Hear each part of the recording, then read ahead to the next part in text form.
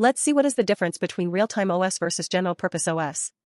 Real-time operating system is designed to respond to events within a strict and predictable time limit. General-purpose operating system is designed to perform a wide variety of tasks for everyday users. Real-time operating system guarantees timely task execution to meet deadlines. General-purpose operating system focuses on overall performance rather than strict deadlines. Real-time operating system provides highly predictable response times. General-purpose operating system may have variable response times depending on system workload. Real-time operating system is commonly used in embedded and mission-critical systems. General-purpose operating system is commonly used in personal computers, laptops, and smartphones. Real-time operating system gives higher priority to time-critical tasks. General-purpose operating system balances resources among multiple applications and users. Real-time operating system is optimized for reliability and deterministic behavior.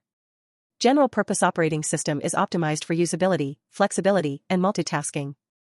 Real-time operating system typically has lower overhead to ensure fast execution.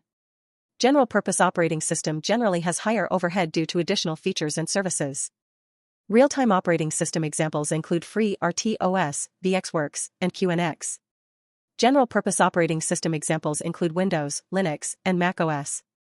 Real-time operating system is used in applications such as industrial control systems, robotics, and medical devices. General-purpose operating system is used in applications such as web browsing, gaming, and office productivity.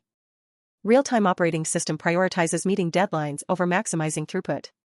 General-purpose operating system prioritizes user convenience and overall system efficiency. Thanks for watching. Please like, share, and subscribe to my channel for more videos.